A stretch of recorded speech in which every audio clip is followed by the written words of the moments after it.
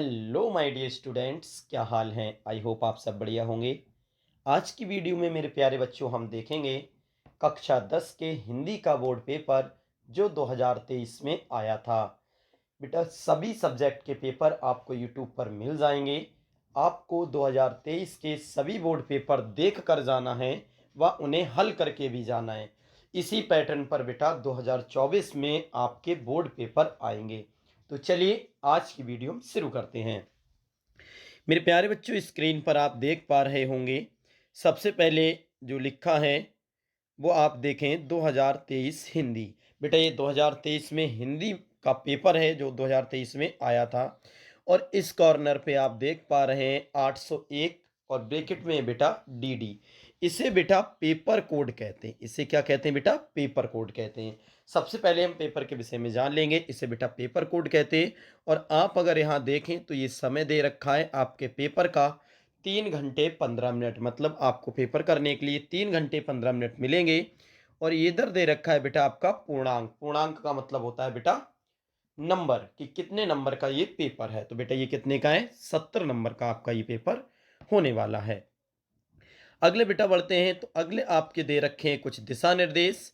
दिशा निर्देश दे रखे हैं जिससे जो आप पढ़ लेना एक बार। पहला है प्रारंभ के 15 मिनट परीक्षार्थियों को प्रश्न पत्र पढ़ने के लिए निर्धारित हैं। आप देख रहे हैं बेटा जो समय दे रखा है वो 3 घंटे 15 मिनट है। तो जो 15 मिनट है वो पेपर पढ़ने के लिए है। वह ऐसा भी नहीं है कि आप 15 मिनट तक पेपर ही पढ़े। अगर आप 2 मिनट में पेपर पढ़ लेते तो आप हल करना शुरू कर सकते हैं। दूसरा है बेटा प्रश्न पत्र दो खंडों, खंड आ तथा खंड बा में विभाजित है। बेटा पेपर जो है आपका वो 2 खंड में है, आ और बा में। प्रश्न संख्या 3 है बेटा प्रश्न खंड आ में बहुविकल्पी प्रश्न है जिसमें सभी विकल्प का चयन ओएमआर सीट पर नीले अथवा काले पेन से विकल्प वाले गोले को पूर्ण रूप से काला कर लें। बेटा जो आपके खंड आ और बा दो में विभाजित है ये पेपर।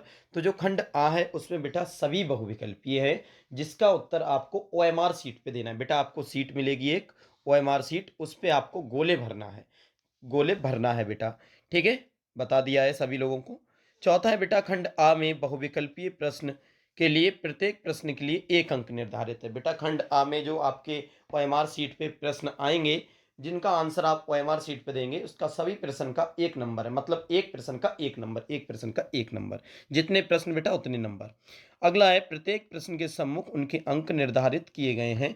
मतलब हर प्रश्न के अगले उसके नंबर दे रखे हैं कि किसमें कितने नंबर का प्रश्न है। चलिए अब देखते हैं बेटा अपने अगले प्रश्न के लिए। आप देखें ध्यान से बेटा, यहाँ पर जो है खंड आ देखो शुरू हुआ। इन्होंने कहा था कि खंड आ और खंड बा 2 प्रकार के प्रश्न हैं। 2 प्रकार में खंड में बटा हुआ ये पेपर है। तो यह है सबसे पहले खंड आ जो बेटा सबकी सब कैसे हैं इसमें बेटा बहुविकल्पी प्रश्न। ये बात मैंने आपको पहले ही बताई थी कोचिंग में बेटा कि खंड आ में 20 प्रश्न आएंगे। जो 20 की 20 प्रश्न आपके ओएमआर सीट पे आपको गोले फिल करके आंसर देना है, उसका बहुविकल्पी होंगे। और बाकी खंड बा में लिखने वाला होगा। बेटा मैं इसमें आपको पूरा पेपर दिखाना चाहता हूँ इस वीडियो में कि पेपर आता कैसे है। इसमें मैं जो बहुविकल्पी वाले प्रश्न हैं इन सभी के आंसर बता दूंगा। बाकी जो खंड बा वाला है इसमें लिखने वाला है बेटा वो मैं किसी अन्य वीडियो में हल करा दूंगा क्योंकि ये वीडियो बहुत बड़ी हो जाएगी। फिलहाल आप पूरा पेपर जाने कैसा पेपर आता है और सभी सॉल्व करा दिया जाएगा। देखें बेटा, जैसे प्रश्न संख्या पहला है, झूठा सच किस विधा की रचना है? झूठा सच किस विधा की रचना है? देखो बेटा सामने ये दे रखा है, ध्यान से देखें, ये 1 नंबर। इसका मतलब ये प्रश्न 1 नंबर का है। अब इसका सही जवाब कौन सा है ये आपको ओएमआर सीट पे लिखना है और उसी में गोला फिल करना है। तो बेटा ऑप्शन क्या दे रखे हैं देखिए, निबंध, कहानी, उपन्यास या फिर नाटक। झूठा सच किस विधा की रचना है? निबंध, कहानी, उपन्यास या फिर नाटक।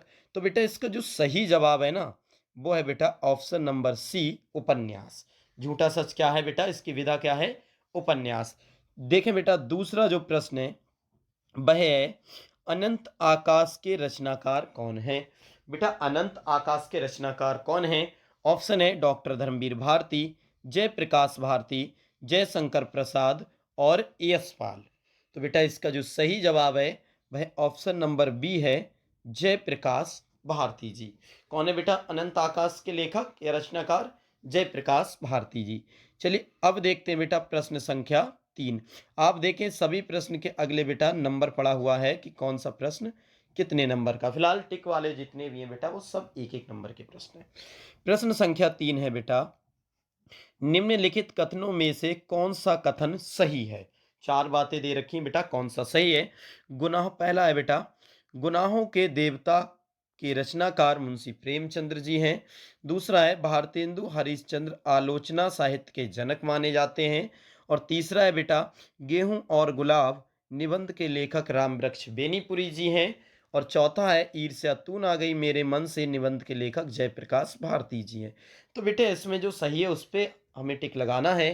तो इसका सही जवाब बेटा ऑप्शन नंबर सी है, गेहूं और गुलाब निबंध के लेखक रामवृक्ष बेनीपुरी जी हैं। बेटा सभी रचनाओं की वीडियो अपलोड कर दी गई हैं, यदि आप वो रचनाओं की वीडियो देख लेते हैं तो कोई भी रचना आपकी गलत नहीं होगी। चलिए बेटा अब देखते हैं प्रश्न संख्या 4।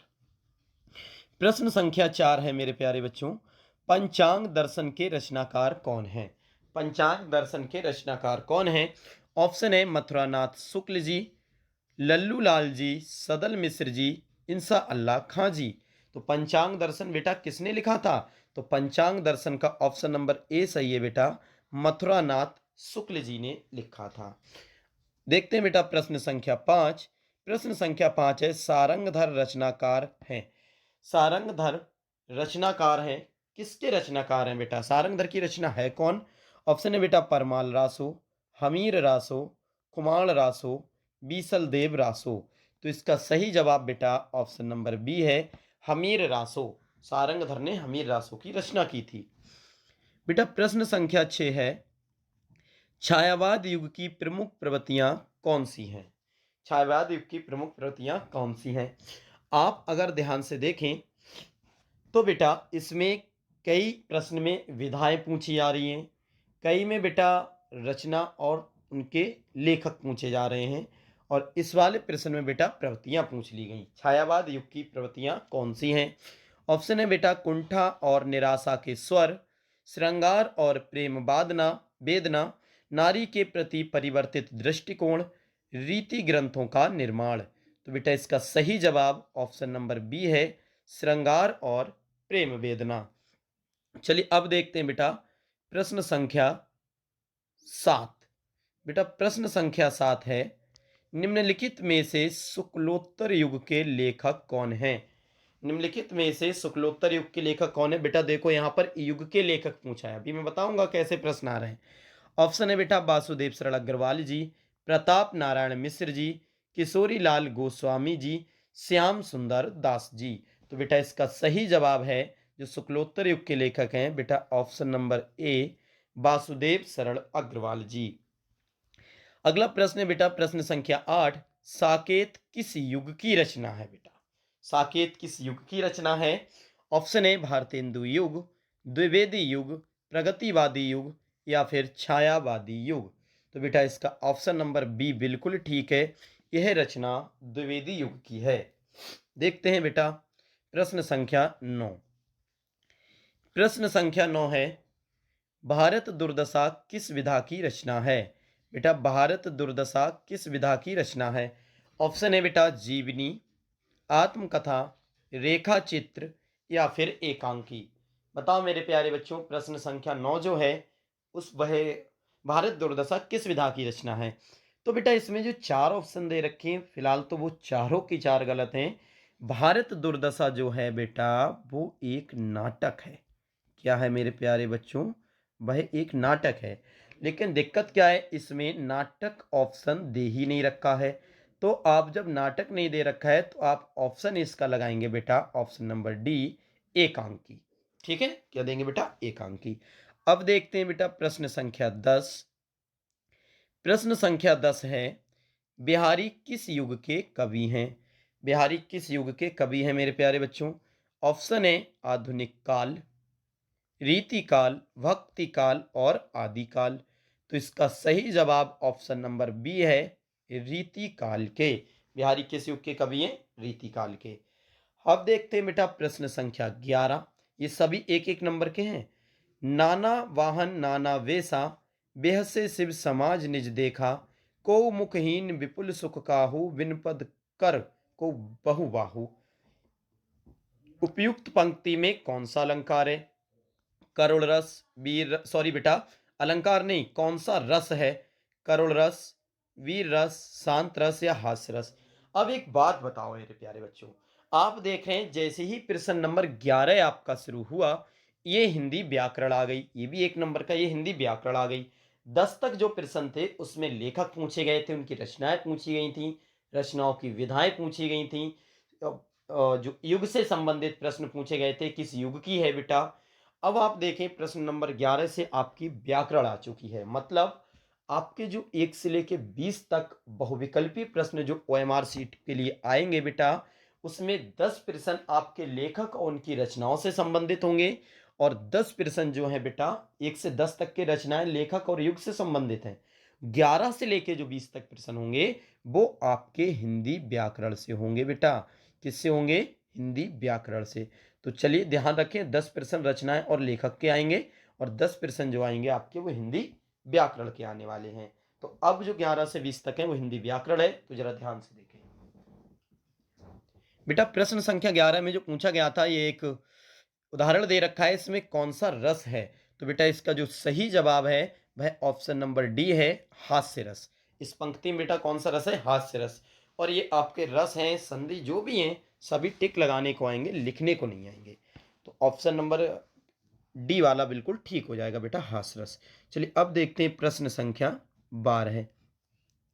प्रश्न संख्या 12 है बेटा, यहीं कहीं पर बिखर गई वह भग्न विजय माला सी, उपयुक्त पंक्ति में कौन सा अलंकार है? ऑप्शन है उपमा अलंकार, उत्प्रेक्षा अलंकार, रूपक अलंकार या श्लेष अलंकार। तो इसका सही जवाब ऑप्शन नंबर ए है, उपमा अलंकार। कौन सा है बेटा? ऑप्शन नंबर ए, उपमा अलंकार। आपको अलंकार की परिभाषाएं और उदाहरण कराए गए थे, वो लिखने को नहीं आएंगे, उदाहरण आएगा, उसका आपको टिक लगाना है कि वो किस अलंकार का उदाहरण है। प्रश्न संख्या 13 है, रोला किस प्रकार का छंद है? रोला किस प्रकार का छंद है? ऑप्शन है विषम मात्रिक, अर्ध सममात्रिक, सममात्रिक या इनमें से कोई नहीं। तो इसका बेटा सही जवाब है ऑप्शन नंबर सी, सममात्रिक छंद है। ये परिभाषा में रोलाओं के लिखा है कि रोला एक सममात्रिक छंद है। अब देखते हैं बेटा प्रश्न संख्या 14 है, निर्जन शब्द में किस उपसर्ग का प्रयोग किया गया है? उपसर्ग जो अगले लगते हैं बेटा, तो निर्जन ऐसा कौन सा शब्द है जिसके जोड़ने से निर्जन शब्द बना है? ऑप्शन है नी, नीर, नि या निर। तो बेटा इसका सही जवाब ऑप्शन नंबर डी होगा, निर। निर्जन में जो उपसर्ग है बेटा वो निर है। अब देखते हैं प्रश्न संख्या 15। प्रश्न संख्या 15 है, धनुष का पर्यायवाची शब्द है। धनुष का पर्यायवाची शब्द, ये सब करा दिए हैं आपके लिए बेटा कोचिंग में। धनुष का पर्यायवाची शब्द है, ऑप्शन है बेटा अस्मि, कुलिस, कोदंड या पवि। बताओ धनुष का पर्यायवाची शब्द क्या है? तो बेटा धनुष का पर्यायवाची शब्द ऑप्शन नंबर सी है, कोदंड। क्या है बेटा? ऑप्शन नंबर सी, कोदंड बिल्कुल ठीक हो जाएगा। अब देखते हैं प्रश्न संख्या 16 है। प्रश्न संख्या 16 है मेरे प्यारे बच्चों, भलाई शब्द में कौन सा प्रत्यय है? भलाई शब्द में प्रत्यय कौन सा है? प्रत्यय वो जो पीछे जुड़ते हैं। ऑप्शन है ई, आई, आई, आई। बताओ बेटा कौन सा है भलाई में? तो भलाई शब्द में जो है वो बेटा ऑप्शन नंबर डी, आई प्रत्यय जुड़ा हुआ है बेटा, ठीक है। अब देखते हैं प्रश्न संख्या 17। प्रश्न संख्या है, षड दर्शन में कौन सा समास है? षड दर्शन में कौन सा समास है? ऑप्शन है बेटा तत्पुरुष समास, कर्मधारय समास, द्विगु समास या फिर द्वंद्व समास। तो इसका ऑप्शन नंबर सी बिल्कुल ठीक होगा मेरे प्यारे बच्चों, द्विगु समास। ध्यान रखें, समास, अलंकार, प्रत्यय, पूरी व्याकरण आपको करा दी गई है, एक भी प्रश्न गलत नहीं जाएगा। देखते हैं प्रश्न संख्या 18। प्रश्न संख्या 18 है, मतिभि शब्द का विभक्ति एवं वचन कौन सा है? मतिभि शब्द में जो है विभक्ति और वचन बताना है बेटा। ऑप्शन है पंचमी विभक्ति एक वचन, षष्ठी विभक्ति द्विवचन, तृतीय विभक्ति बहुवचन या द्वितीय विभक्ति बहुवचन?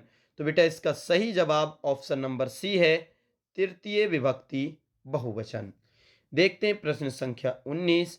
प्रश्न संख्या 19 है, हर्यत्र शब्द का संधि विच्छेद क्या है? हर्यत्र शब्द का संधि विच्छेद बताना है। ऑप्शन है बेटा हर प्लस अत्र, हरय प्लस त्र, हरि प्लस अत्र या हरि प्लस आत्र। तो इसका सही जवाब ऑप्शन नंबर सी है, हरि प्लस अत्र।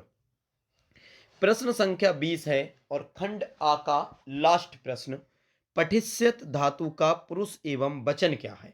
पठिष्यत में कौन सी धातु है, कौन सा वचन है? ऑप्शन है उत्तम पुरुष, धातु बेटा दे रखी है, पुरुष एवं वचन बताना है। उत्तम पुरुष द्विवचन, मध्यम पुरुष बहुवचन, मध्यम पुरुष द्विवचन या उत्तम पुरुष बहुवचन। तो बेटा इसका सही जवाब ऑप्शन नंबर बी है, मध्यम पुरुष बहुवचन है। इसमें पठिष्यत में पुरुष वचन कौन सा है बेटा? मध्यम पुरुष बहुवचन। अब आप देखें ये आपके 20 प्रश्न जो आपको ओएमआर सीट पे इसका जवाब देना है। बेटा किस पे देना है आपको? ओएमआर सीट पर। ओएमआर सीट आपको मिलेगी, उस सीट पर आपको जवाब देना है और 20 ही आपके टिक लगाने को आएंगे। 20 प्रश्न एक एक नंबर के, मतलब 20 नंबर के। और इन 20 में 10 आपको रचनाएं लेखक से संबंधित थे, 10 आपके व्याकरण से संबंधित थे। तो इस प्रकार ओएमआर सीट पर 20 प्रश्न का जवाब देना है, जो कि 20 की 20 बहुविकल्पी टिक लगाने वाले होंगे। तो ये यहाँ पर हमारा खंड आज समाप्त हुआ। अब देखते हैं हम पेपर अगले 20 नंबर का हो चुका है बेटा, खंड वा। खंड वा क्या होगा, ध्यान से देखेंगे सभी बच्चे। बेटा खंड वा देखें आप, हेडिंग पढ़ाइए खंड वा। खंड वा बेटा हेडिंग पढ़ा है आपका, ये देखिए। तो खंड वा में कैसे प्रश्न आएंगे ध्यान से आप देखेंगे बहुत विशेष रूप से। सबसे पहले बेटा यहाँ हेडिंग पढ़ा है वर्णनात्मक प्रश्न, मतलब लिखने वाले वर्णन करना होगा। अब 20 पे तो समाप्त हुए थे, तो बेटा 21 से ही शुरू होगा। तो प्रश्न संख्या 21 क्या है? निम्नलिखित गद्यांश पर आधारित 3 प्रश्नों के उत्तर दीजिए। गद्यांश आएगा बेटा, उस गद्यांश पर आधारित 3 प्रश्नों के उत्तर दीजिए। अब ये तो रहा आपका गद्यांश का पढ़ा है बेटा, काशी के उत्तर में धर्मचक्र विहार मौर्य और गुप्त सम्राटों की कीर्ति का खंडर था। ये बेटा आपका पूरा की पूरा जो है आपका गद्यांश दे रखा है, ध्यान से देखिए। पूरा गद्यांश ये आपको दे रखा है इतना बड़ा।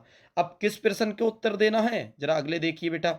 देखिए ये गद्यांश है और गद्यांश के नीचे 3 प्रश्न है, ध्यान से देखिए बेटा। ये तो हो गया आपका गद्यांश, ठीक है, का नंबर पे इनके। और ये गद्यांश का मतलब ये गद वाले भाग से लिया गया है। आपके हिंदी में 2 भाग होते हैं, गद्य काव्य संस्कृत 3। तो ये गद वाले भाग का है, दे रखा है। अब इसमें कहा है इसके नीचे 3 प्रश्न के उत्तर दीजिए। तो 3 प्रश्न कौन से देखें बेटा, पहला ये है उपयुक्त गद्यांश का संदर्भ लिखिए। तो ये जो गद्यांश दे रखा है इसका आपको संदर्भ लिखना है। संदर्भ में क्या लिखा जाता है बेटा, कौन से लेखक हैं इसके और कौन से पाठ हैं और किस खंड से लिया गया है। तो ये तो हो गए आपका पहला प्रश्न, उपयुक्त गद्यांश का संदर्भ लिखिए। जब ये आपको पहचान के लिखना है कि ये किस पाठ का है। दूसरा है बेटा रेखांकित अंश की व्याख्या कीजिए। तो रेखांकित अंश कहाँ पर है बेटा, ये देखें, जिसके नीचे रेखा खिंची हुई है वही आपका रेखांकित अंश है। ये देखिए इतनी लाइन में आपकी रेखा खिंची हुई है, तो इसको अपनी भाषा में यानी कि इसका अर्थ लिखना है बेटा, वही हो जाती है आपकी व्याख्या। और तीसरा प्रश्न क्या है, धर्म चक्र कहाँ स्थित था? तो बेटा इसका जवाब भी आपको इसी पैराग्राफ को पढ़कर मिलेगा। इस पैराग्राफ में आप देखेंगे तो आपको इस प्रश्न का आंसर भी मिलेगा कि धर्म चक्र कहाँ स्थित था। बात आई बेटा समझ में? ये जो 3 प्रश्न आपको दे रखे हैं, तीनों प्रश्नों के बेटा उत्तर आपको इसी पैराग्राफ में से जो ऊपर दे रखा है लिखना है। लेकिन तीनों को लिखना है बेटा। और अगर आप ये ना करें तो अगले देखें, बीच में लगाए बेटा अथवा, ध्यान दें बीच में क्या लगाए बेटा, अथवा। बीच में जब अथवा लगाए तो इसका मतलब ये था कि या तो अभी जो ऊपर एक पैराग्राफ दे रखा था जिसमें 3 प्रश्न थे, या तो आप उस पैराग्राफ के 3 प्रश्न दे दीजिए। और यदि वो आपको उसके आंसर नहीं लिख मिल रहे हैं तो अथवा के बाद में आप देखिए एक ये दे रखा है खा नंबर का। अथवा का मतलब होता है बेटा 2 दे रखे हैं तो 2 में से आपको एक ही करना है। तो अब या तो आप खावाले का दे दीजिए। खावाला देखो ये दूसरा पैराग्राफ है या दूसरा गद्यांश है। ये हाथ में कमल लिए बुद्ध खड़े हैं से लेकर ये टोटल जो बेटा दे रखा है। अब इसके नीचे भी आपको 3 ही प्रश्न मिलेंगे। या तो आप ऊपर वाले गद्यांश के 3 प्रश्नों का जवाब दे दीजिए या आप नीचे वाले 3 प्रश्न का जवाब दे दीजिए। जैसे इसके नीचे बेटा देखो ये दे रखे हैं तीनों, ध्यान दें, ये दे रखे हैं, अगर आप ध्यान से देखें। पहला है उपयुक्त गद्यांश का संदर्भ लिखिए। अब आपको इस वाले पैराग्राफ का संदर्भ लिखना है अगर ये इसका आंसर दे रहे हैं। दूसरा बेटा गद्यांश के रेखांकित अंश की व्याख्या कीजिए। इसमें भी देखो ये बेटा ये रेखा खिंची हुई है, देखो देखो ये है जिसके नीचे रेखा खिंची हुई है, यहाँ से यहाँ तक इसकी आपको व्याख्या करना है। और तीसरा प्रश्न है उपयुक्त गद्यांश में कहाँ के दृश्यों का चित्रण किया गया है। तो बेटा ये तीसरे प्रश्न का जवाब भी आपको इसी पैराग्राफ में कहीं ना कहीं मिलेगा, जवाब पढ़ेंगे तब। मतलब क्या समझे, प्रश्न संख्या जो 21 है बेटा उसमें का और खा दो गद्यांश आएंगे, उनके बीच में अथवा लगा होगा, मतलब उन दोनों गद्यांशों में से कोई एक गद्यांश हमें हल करना है। और जो भी गद्यांश हम हल करेंगे उसके नीचे तीन प्रश्न है, उन तीनों के जवाब हम देंगे।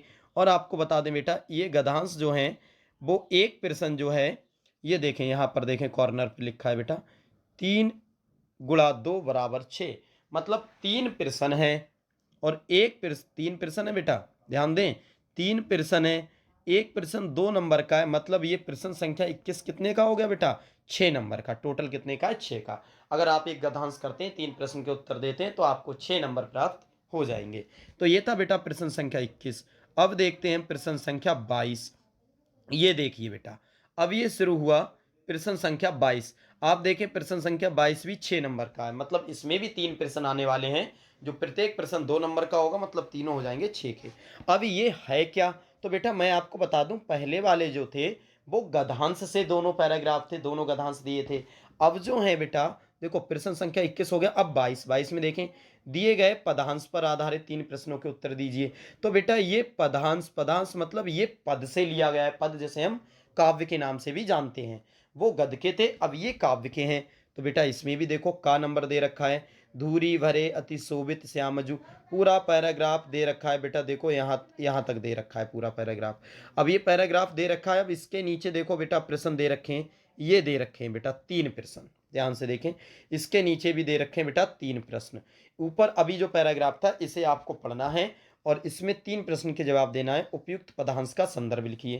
तो आपको संदर्भ में बताना है ये कौन से पाठ का या कौन से पाठ का है, लेखक कौन है। दूसरा बेटा रेखांकित अंश की व्याख्या कीजिए। इसमें भी बेटा रेखा खिंची हुई है, ध्यान से देखें, ये दे रखी है, देखो इसमें भी रेखा है बेटा, यहाँ से लेके यहाँ तक की लाइनों की।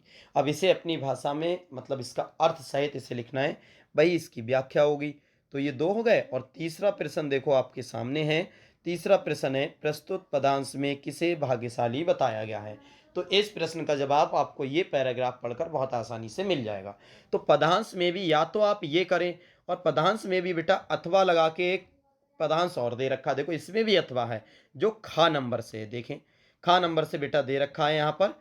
अब खा नंबर वाला क्या है, बीच में अथवा, ध्यान रखें अथवा का मतलब या तो ऊपर वाला करना है या नीचे वाला, मतलब अभी जो था या तो आप वो कर दीजिए या अथवा के बाद वाला ये कर दीजिए।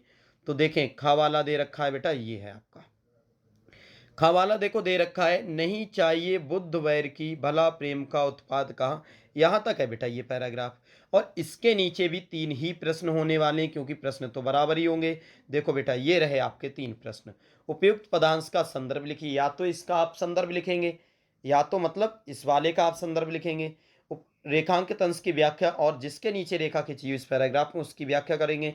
और तीसरा है भारत देश किस प्रकार का तीर्थ है। तो बेटा जब ये आप पैराग्राफ पढ़ेंगे तो इसका जवाब आपको मिल जाएगा। अब आप क्या समझे, या तो पदांश में भी दो पदांश दे रखे हैं, या तो ऊपर वाला कीजिए उसके तीन प्रश्न के आंसर दीजिए या निचले वाला। लेकिन आप ऐसे मत करना, अगर ऊपर वाला पैराग्राफ कर रहे हैं तो ऊपर दो प्रश्न के जवाब दे दिए और तीसरे प्रश्न का जवाब नीचे वाले पदांश का दे दिया, ऐसा नहीं होना चाहिए। या तो आप ऊपर वाले के ही तीनों प्रश्न के जवाब देंगे या आप नीचे वाले के ही। तो बेटा प्रश्न संख्या 21 में गद्यांश के दो गद्यांश आए थे जिसमें से आपको एक के तीन प्रश्न के आंसर देना है, वो हो गए आपके 6 नंबर के। प्रश्न संख्या 22 में पदांश दो आएंगे, दोनों के नीचे तीन तीन प्रश्न होगा, बीच में अथवा लगा होगा, उसमें से भी आपको एक ही करना है। जो भी आप पदांश करेंगे उसके नीचे तीन प्रश्नों के जवाब देंगे। ये भी बेटा 6 नंबर का है, समझ में आ गया। अब बढ़ते हैं मेरे प्यारे बच्चों प्रश्न संख्या 23 की तरफ। प्रश्न संख्या देखें आप 23 क्या कह रहे हैं। अब आ गई बेटा संस्कृत। संस्कृत में क्या है, दिए गए संस्कृत गद्यांश में से किसी एक का संदर्भ सहित हिंदी अनुवाद कीजिए। ध्यान दें बेटा इसमें पूछा गया है संदर्भ सहित हिंदी अनुवाद, केवल संदर्भ लिखना है और बेटा करना है आपको हिंदी अनुवाद। ध्यान दें, हिंदी अनुवाद कीजिए। अब आप एक चीज ध्यान दें, प्रश्न संख्या 21 22, 21 में गद्य के गद्यांश थे, 22 में पद के पदांश थे, 23 में संस्कृत है, और संस्कृत में भी यहां पर ये क्या कह रहे हैं, गद्यांश।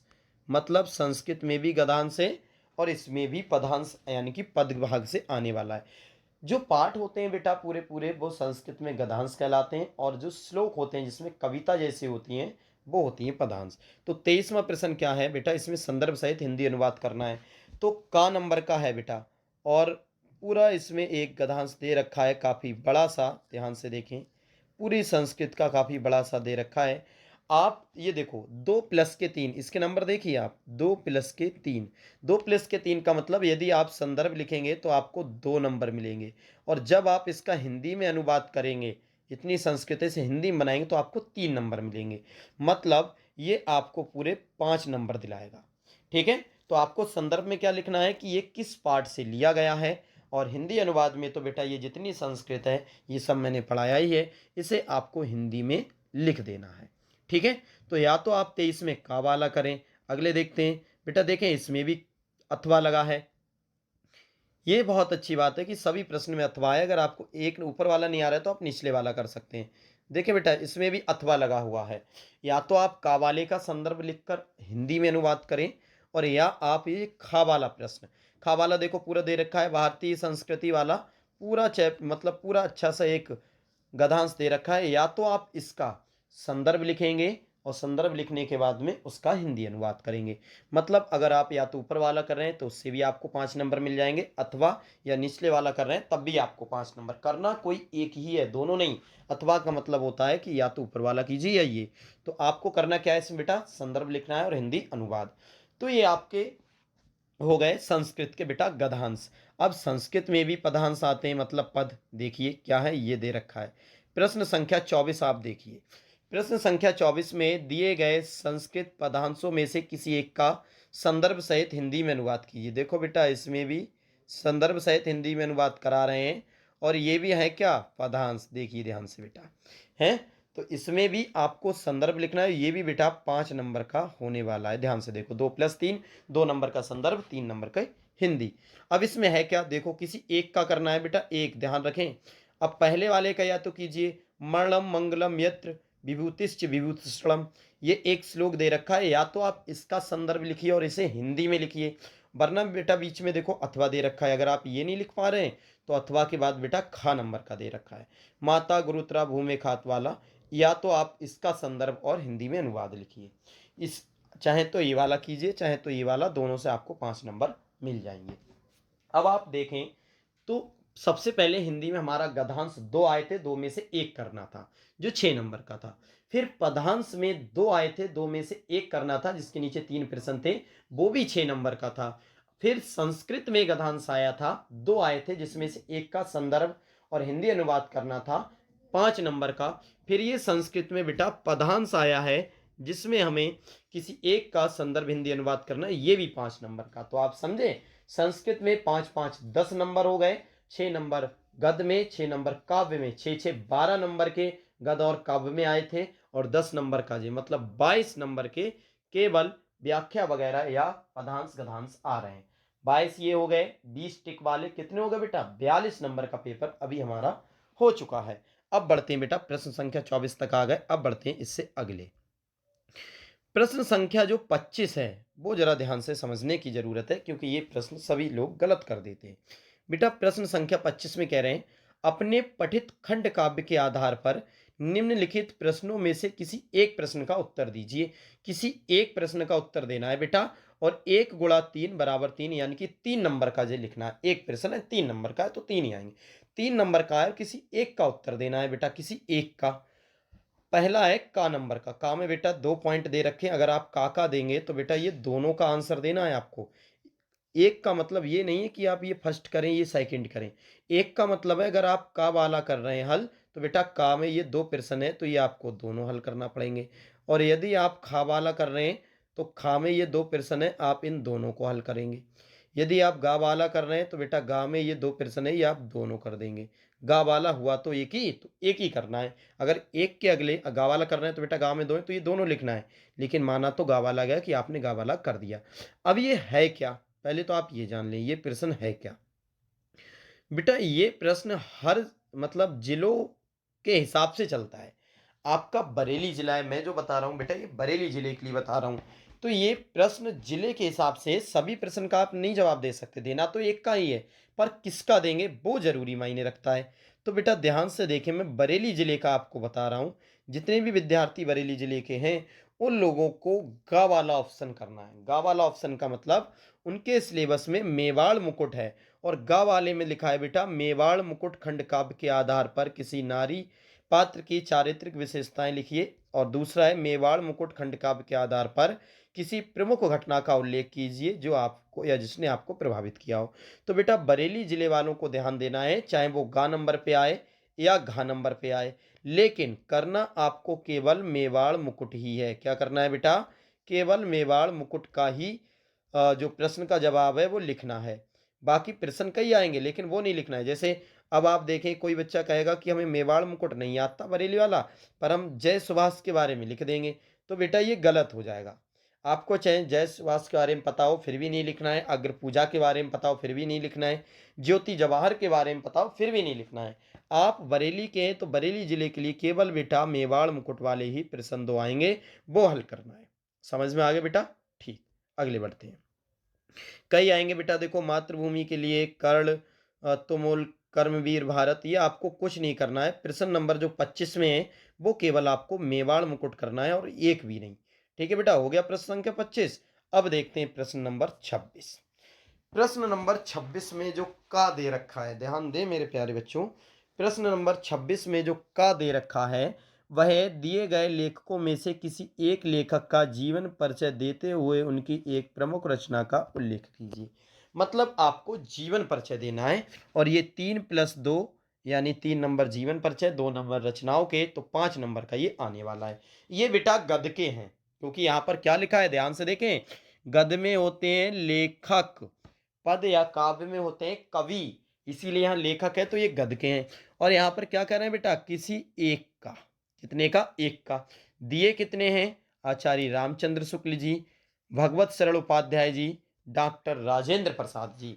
तो बेटा इन 3 में से आपको जिस भी लेखक का जीवन परिचय याद हो उस लेखक का आप जीवन परिचय लिख देंगे। बात आ गई समझ में? जो आपको इन 3 में से अच्छा लगे उनका जीवन परिचय लिख देना।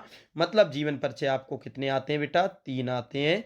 और 3 में से लिखना क्या होगा बेटा? 1। कितना लिखना होगा? 1। ठीक है, ये तो थे गद के। अब देखते हैं पद वाले, खा वाले। अब ये मत देख लेना कि इसके बीच में अथवा अथवा नहीं है, मतलब इन 3 में से बेटा अलग करना है। इन 3 में से तो एक करना ही करना है, ये गद का हो गया। नीचे काव्य यानी पद के हैं। खा वाले में कह रहे हैं दिए गए कवियों में से किसी एक का जीवन परिचय देते हुए उसकी रचना का उल्लेख कीजिए। तो बेटा ये काव्य के हैं, कौन कौन से दे रखे हैं? महाकवि सूरदास जी, महादेवी वर्मा जी, सुमित्रा नंदन पंत जी। तो ये बेटा आपके काव्य के हैं और ये काव्य यानी पद के। तो इन देखो यहाँ पे कवि लिखा है बेटा, इसीलिए ये काव्य के हैं, कवि है। और लिखना बेटा एक का ही है, आपको भी कितने का लिखना है? एक का। तो आप देखें इन 3 में से जो आपको आता हो वो आप बोर्ड एग्जाम में कर देंगे। इसीलिए बेटा जीवनी अर्थात जीवन परिचय याद कराए जाते हैं। गद्य में 3 आएंगे, कोई एक करना है, काव्य में 3 आएंगे, कोई एक करना है, कर देंगे। ये 5-5 नंबर यानी 10 नंबर के आने वाले हैं। चलिए अब बढ़ते हैं, 26 प्रश्न हो गए बेटा। 27वां प्रश्न, प्रश्न संख्या 27 देखें, बहुत बेहतरीन है। अपनी पाठ्य पुस्तक में से कंठस्थ कोई एक श्लोक लिखिए जो इस पेपर में या प्रश्न पत्र में ना आया हो। बेटा संस्कृत में आपको एक श्लोक लिखना है जो आपको 2 नंबर दिलाएगा। कितने बेटा? 2 नंबर। एक श्लोक लिखना है, उसकी शर्त है। शर्त क्या है बेटा? एक तो अपनी पाठ्य पुस्तक में से हो, ऐसा नहीं दूसरे तीसरे क्लास का या 5वें छठे का लिख दिया। हाई स्कूल का पेपर है तो हाई स्कूल की संस्कृत की किताब का हो, अपनी किताब का। और दूसरा क्या है बेटा, जो इस प्रश्न पत्र में ना आया हो, इस पेपर में ना आया हो। अब आपको लगता होगा कि पेपर में श्लोक कहाँ आया है, पेपर में श्लोक कहाँ आया है? तो मैं आपको बता दूं बेटा, जो पदांश आए थे संस्कृत में जिसकी संदर्भ और हिंदी अनुवाद करना था, मैं दिखा देता हूं बेटा। कई लोग क्या काम करते थे, देखो श्लोक कहाँ पर है, इधर देखो, ऊपर चलते हैं, अभी बताता हूं बेटा। सबसे पहले ऊपर चलते हैं, ये देखिए प्रश्न संख्या 24 में बेटा।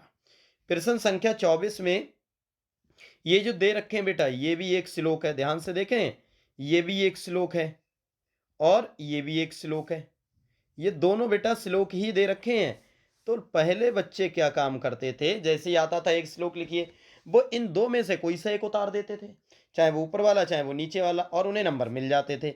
लेकिन इसीलिए कहीं ये लिख ना दें बच्चे, ये दोनों श्लोक हैं, इनमें से ही कोई सा ना उतार दें, ये भी तो बेटा संस्कृत से ही है, तो ये बच्चे ना उतार दें, इस चक्कर के लिए ये पेपर में जरूर आएंगे बेटा। इसका हिंदी और जो है संदर्भ लिखना होता है, तो कहीं बच्चे ये वाला ना उतार दें, इसीलिए ये लाइन लिखी जाती है कि आपको वो लिखना है जो इस पेपर में ना आया हो।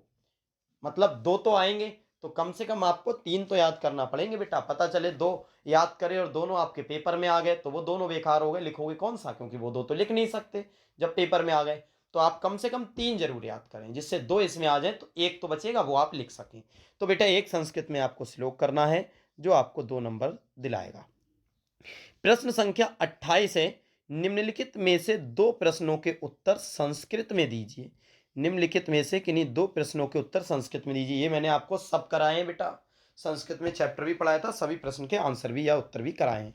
दो प्रश्नों के देना है, हालांकि यहाँ संस्कृत के प्रश्नों के उत्तर संस्कृत में ही देना है, और 4 प्रश्न है बेटा यहाँ पर, 1 2 3 4 प्रश्न, लेकिन हमें चारों के उत्तर नहीं देना है। इन 4 में से आपको जो भी अच्छे से आता हो, उन दो प्रश्नों के जवाब आपको संस्कृत में लिख देना है। प्रश्न 4 है, पर लिखना किसी दो के हैं, जो आपको एक प्रश्न 2 नंबर का होगा, मतलब दो दो आपको 4 नंबर मिलने वाले। सब करा दिए बेटा, याद करके छाप दोगे बिल्कुल पेपर। भरोसा रखें, 70 में से 70 आएंगे हिंदी में, और प्रैक्टिकल के अलग से देखना इस बार बेटा परसेंटेज अपनी। अब देखते हैं प्रश्न संख्या 29 नंबर का। बेटा प्रश्न संख्या 29 जो है, ध्यान से देखें, निम्नलिखित में से किसी एक विषय पर निबंध लिखिए। निम्नलिखित में से किसी एक विषय पर निबंध। बेटा एक आपको निबंध लिखना है, ये बात आपको पता है कि एक निबंध आता है। अब किसी एक पर, जैसे यहाँ क्या क्या दे रखा है, आतंकवाद की समस्या एवं समाधान, बेरोजगारी की समस्या एवं समाधान, छात्र और अनुशासन, प्रदूषण की समस्या एवं समाधान। तो बेटा इसे आपको निबंध भी लिखना है, एक निबंध लिखना है। आपके पेपर में टोटल कितने निबंध दे रखे हैं बेटा, 4 निबंध आएंगे, 4 टॉपिक आएंगे, जिसमें से आपको किसी एक पर, जिसके बारे में आपको सबसे ज्यादा डिटेल्स पता है, उस पर आप लिखेंगे किसी एक टॉपिक पर। और आप ध्यान दें, इसे छोड़ के नहीं आना है। आप देखें यहाँ कितने पड़े हैं बेटा, 9। ये 9 नंबर का अकेला आएगा, सबसे ज्यादा नंबर का बेटा है। तो आप ज्यादा से ज्यादा इसमें लिखेंगे, सभी हेडिंग डाल डाल के सब बता दिया गया है आपको, जिससे आपका निबंध नहीं छूटेगा। तो बेटा ये था प्रश्न संख्या 29, जो कि 9 नंबर का था, और इसी के साथ हमारा जो पेपर है वो पूरी तरह से समाप्त हो गया है बेटा। तो अब हम आप अब जाने कि हमारे टोटल जो प्रश्न आए थे बेटा पेपर में, वो आएंगे आपके 29। मैंने आपको सभी बता दिया क्या क्या आएगा, 20 टिक वाले आएंगे, बाकी लिखने के लिए आएंगे, श्लोक वगैरह, संस्कृत में प्रश्न के उत्तर, निबंध सभी करा दिया है। बस आप लोग मेहनत से पढ़ते रहिए, जितना बताया गया है बेटा सब पढ़ते रहिए। ऐसा कोई भी चीज़ थी नहीं इस पेपर में जो आपको ना कराई गई हो। पेपर तक कई ऐसे पेपर हल करा दिए जाएंगे, बहुत अच्छे से आपकी प्रैक्टिस हो जाएगी, कोई भी प्रश्न किसी भी सब्जेक्ट का नहीं छूटेगा। और आपको राइटिंग अच्छी करना है, जिससे आपके नंबर बोर्ड एग्जाम में बहुत ही अच्छे आएँ। आप देखना, पूरे में से पूरे नंबर सभी बच्चों के आएंगे, सभी प्रश्न पूरे, ऐसा कोई प्रश्न नहीं होगा बेटा पेपर में जिसका जवाब आपको ना पता हो। जिसका जवाब आपको ना पता हो बेटा, ऐसा कोई भी प्रश्न नहीं होने वाला है।